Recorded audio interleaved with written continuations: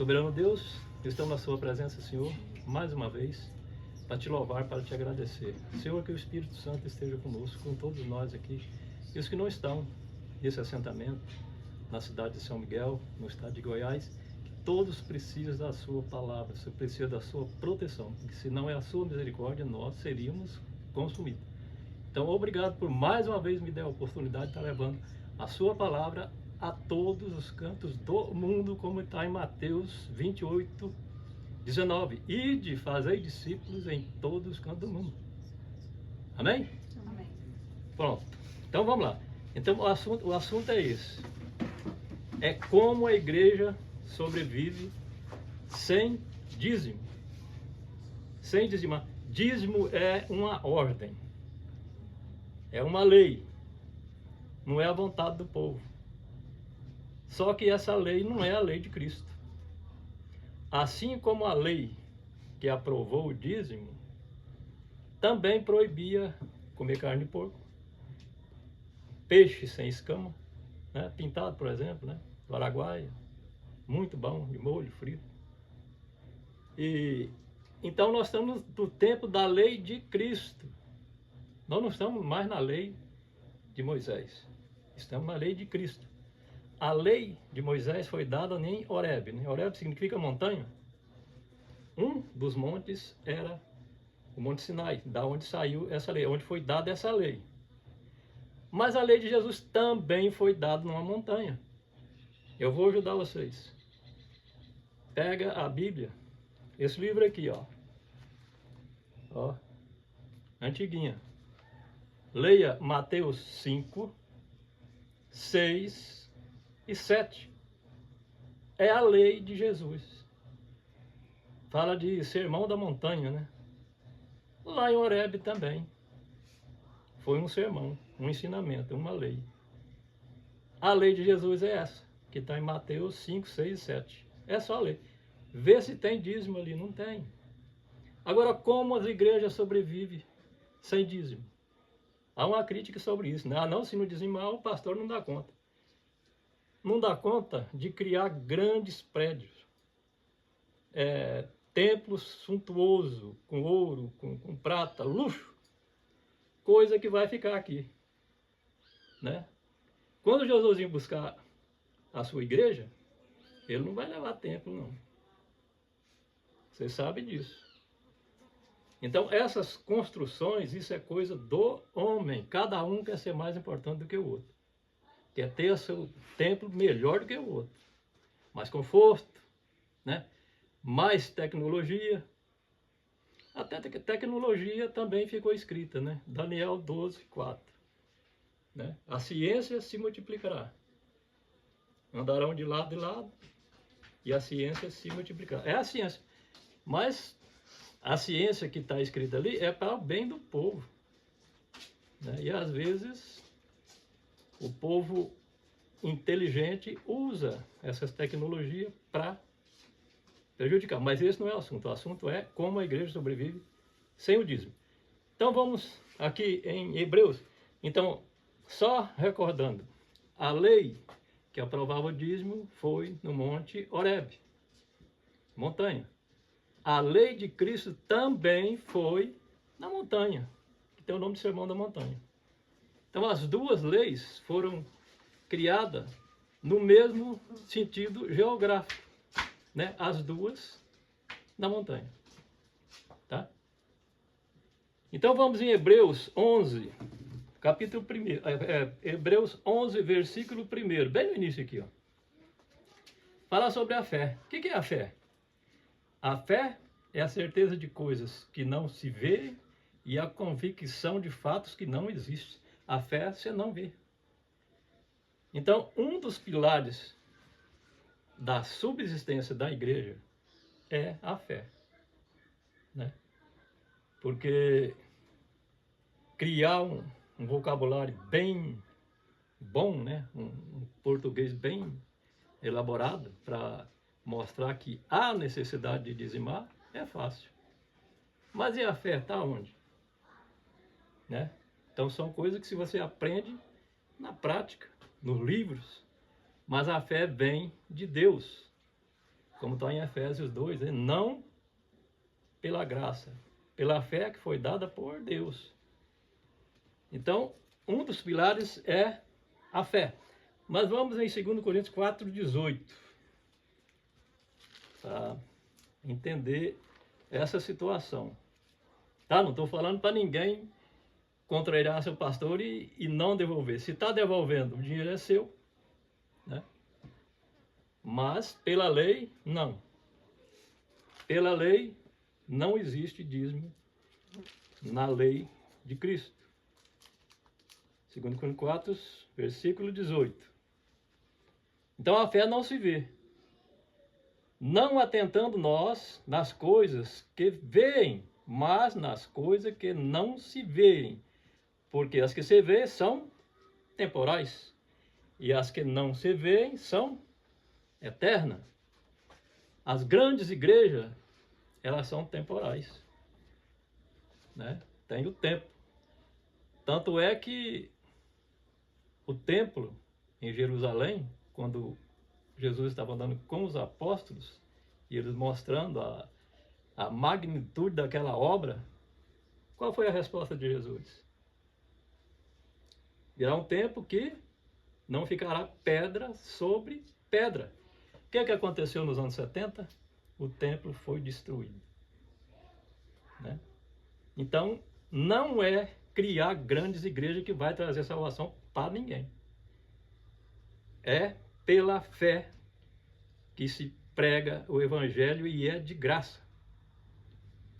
Vamos então para Filipenses 4:18. Filipenses 4, versículo 18.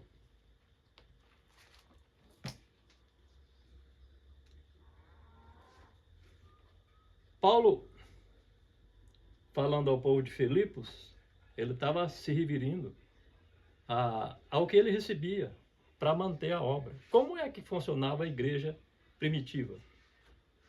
Tinha dízimo ali? Não, não tinha. Olha o que Paulo deixou escrito aqui, ó.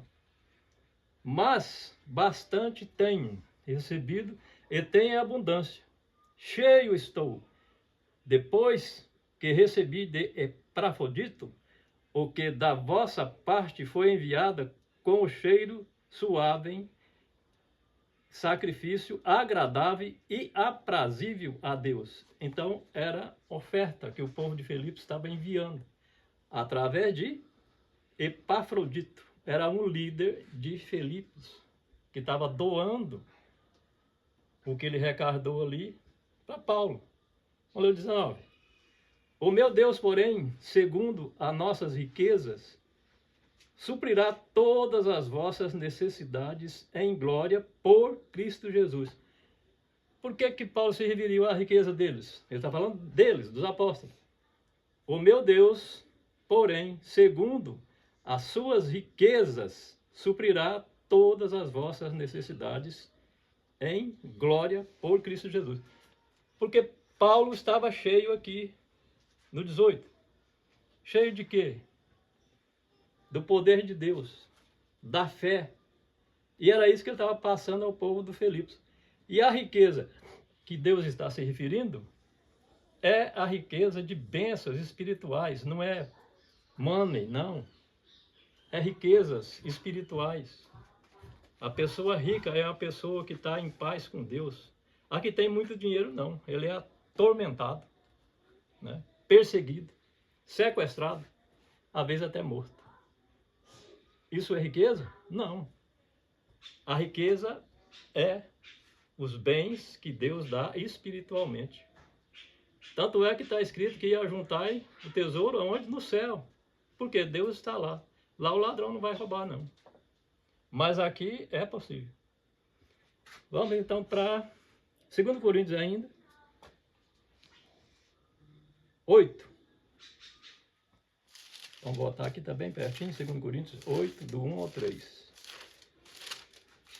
2 Coríntios 8, do 1 ao 3. Paulo também, falando aos coríntios. Olha, as coletas para os crentes de Jerusalém. Onde é que ele estava? Coríntios. Né? Ele falou aqui, eu vou receber os dízimos de Coríntios para levar para Jerusalém?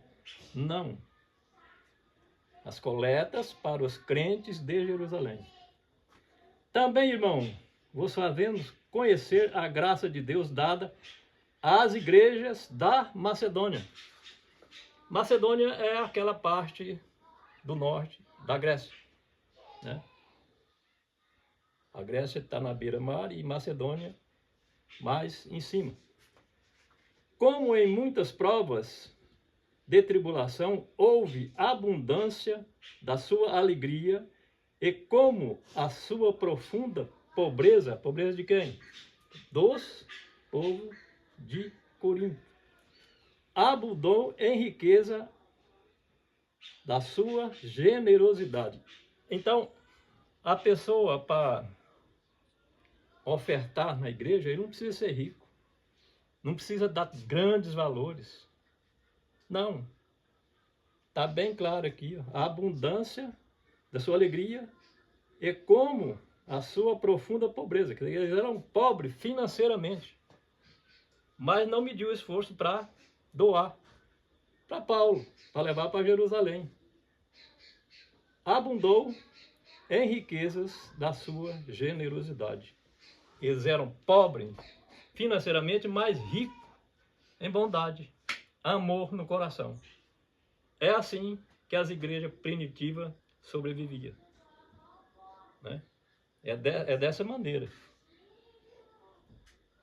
3, versículo 3. Porque, segundo o seu poder, o que eu mesmo testifico. Qual o poder? Poder aquisitivo dos crentes de Coríntios. Porque, segundo o seu poder, o que eu mesmo testifico. Paulo é testemunha do que está escrito aqui, porque ele viveu isso, ele que recebeu essas ofertas para levar para Jerusalém. Ainda acima do seu poder deram voluntariamente, quer dizer, pobres, mas ofertaram acima do que eles podiam, voluntariamente. Não era lei, não era julgo, não era constrangimento, era o que ele sentia no coração. Agora, 2 Coríntios 9, versículo 7. Está bem aqui? Então, eles eram pobres, mas ofertaram com amor no coração. Ainda em Coríntios 9, versículo 7. Cada um contribua segundo propôs no seu coração, não com tristeza ou por necessidade ou constrangimento, porque Deus ama ao que dá com alegria. Então, se Deus tem amor àquele que dá com alegria, ele vai fazer ele prosperar também. Além das bênçãos espirituais, vão ter as bênçãos de alimento, de suprimento, né? De subsistência, ao ponto de oferecer para as outras igrejas, né? Então, é uma coisa que dá no seu coração. Vamos voltar em Filipenses 19. Eu já li o 19, mas vou voltar lá. Filipenses 19, 4, 19.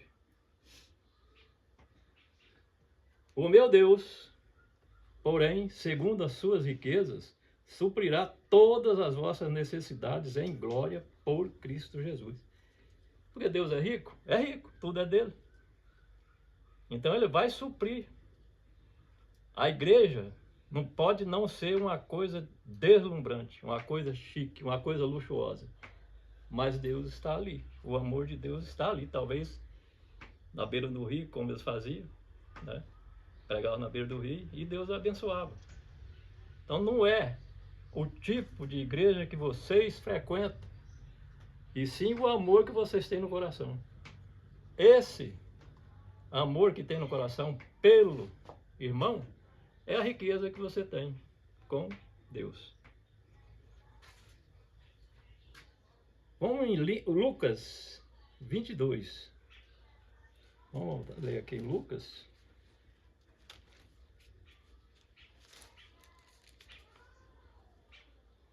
Lucas.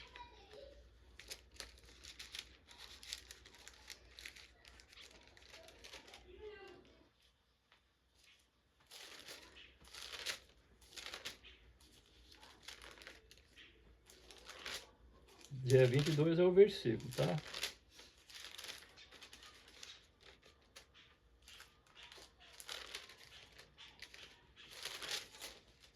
Lucas 18, do 22 ao 27.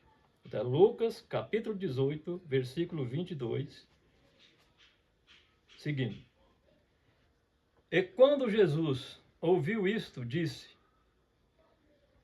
ainda te falta uma coisa. Jesus estava conversando com quem aqui mesmo? Lembra do jovem rico? Ele sabia tudo da Bíblia. Obedecia todos os mandamentos. Mas faltava alguma coisa. Não é a riqueza que vai para o céu. É o amor no coração. Então ele está falando com um jovem rico. Aqui. Não está falando que não pode ser rico. Pode. Desde que tenha amor no coração e que seja ganho honestamente, pode sim. Não é proibido ganhar dinheiro. Mas não dá valor no dinheiro mais do que nas coisas de Deus. Então vamos lá.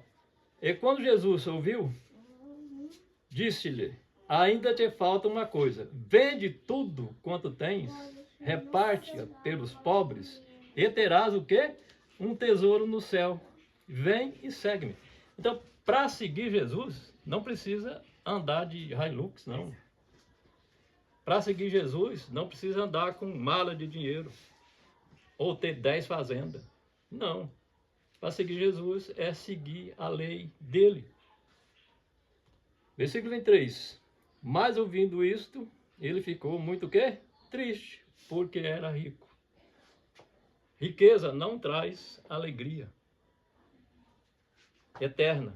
Traz alegria momentânea, né? Vai a farra aí gasta 2 mil, 3 mil, 5 mil, 10 mil. E no outro dia?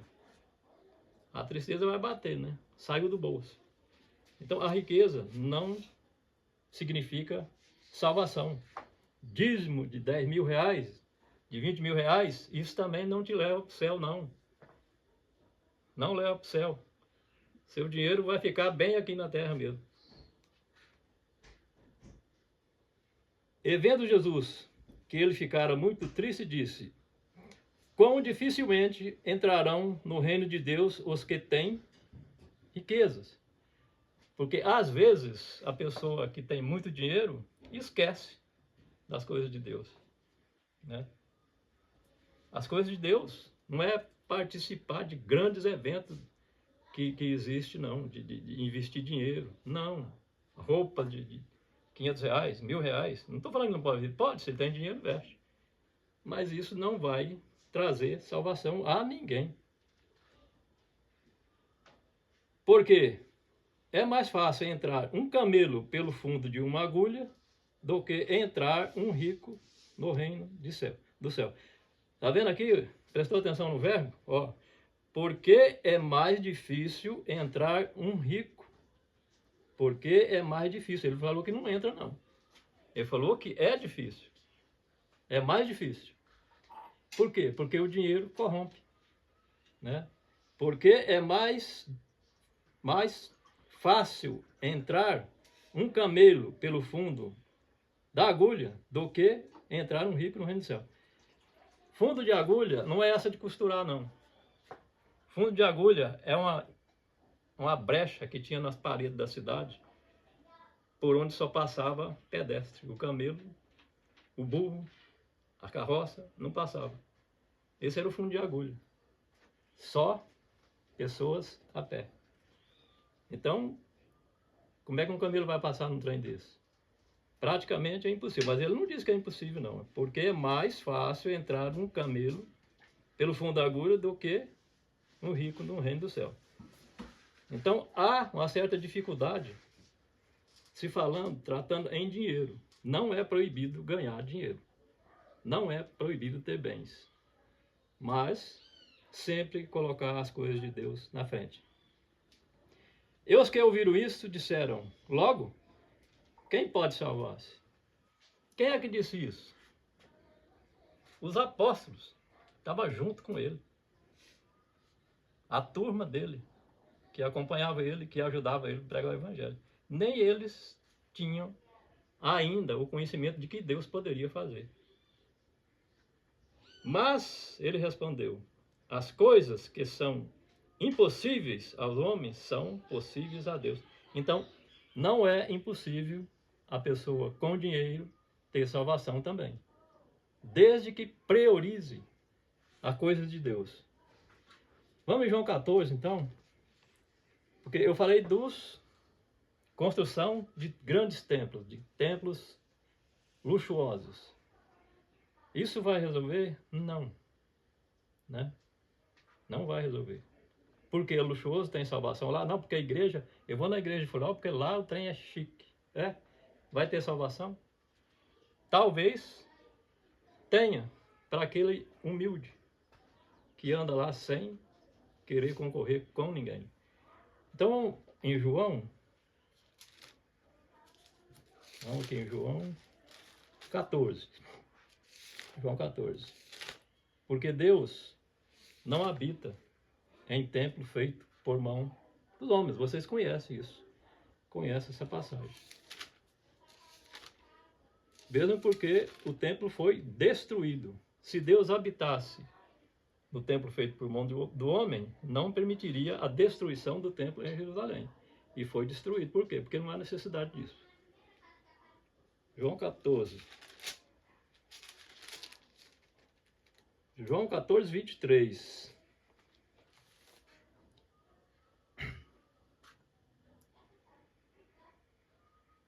Eu vou ler o 22. Vou começar no 21. Aquele que tem os meus mandamentos e os guarda, esse é o que me ama. E aquele que me ama será amado de meu Pai. E eu o amarei e me manifestarei nele. Então, aquele que ama a Deus, que ama Jesus, que viu Jesus e que obedece à lei dele, o Pai vai amar e ele, Jesus, também. E Jesus vai se manifestar nele, como está em Apocalipse 20, né? Versículo 3. Estou à porta e bato. Se abrir essa porta, entrarei nele e cearei com ele. Entrarei nele. A ceia é dentro da pessoa, no coração da pessoa. Não é no templo. Se crer em Jesus, ele vai entrar nele e vai cear com ele. Como? A pessoa aceitando ele de coração. Com alegria. Né? Não é comer o pão na igreja. Eu não estou dizendo para ninguém participar de Santa Ceia, como tem nas igrejas de hoje, porque Santa Ceia também não existe na Bíblia aqui, ó. Na minha não. E acho que na de vocês também não. Existe ceia do Senhor. Mas isso é outra história. Então, vamos lá. Disse-lhe Jesus, não o Iscariote. Disse-lhe Judas. Judas, não o Iscariote. Senhor, esse Judas era um apóstolo também, não era o Iscariote, não. Disse-lhe Judas, não o Iscariote. Senhor, de onde vem que te has de manifestar a nós e não ao mundo? Viu a pergunta como é que ela é interessante aqui?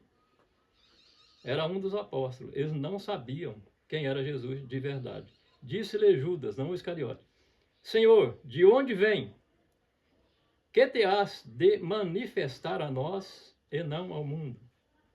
Porque Jesus se manifesta só àquele que obedece a ele, só àquele que anda pela lei dele, como está lá em o que eu disse já pouco atrás, Mateus 5, 6 e 7. Aquele que obedece à lei de Jesus é que ele vai se manifestar, ele não vai manifestar para ninguém que não obedece a ele. Né? Jesus respondeu e disse: se alguém me ama, guardar a minha palavra, e o meu Pai o amará. Se alguém me ama, guardará a minha palavra. Guardará a palavra, está falando da lei. Né? Tem também um dito popular que os tempos mudaram. É diferente. Mas está escrito também que passará céus e terra, mas a palavra dele não passará. Essa aqui não passa. A palavra de Jesus não passa. Né? Até no fim, a palavra é a palavra. Se alguém me ama, guardará a minha palavra, e o meu Pai amará, e viremos para ele, e faremos nele morada. Não é no templo. Amém? Por hoje é só. Até a próxima semana.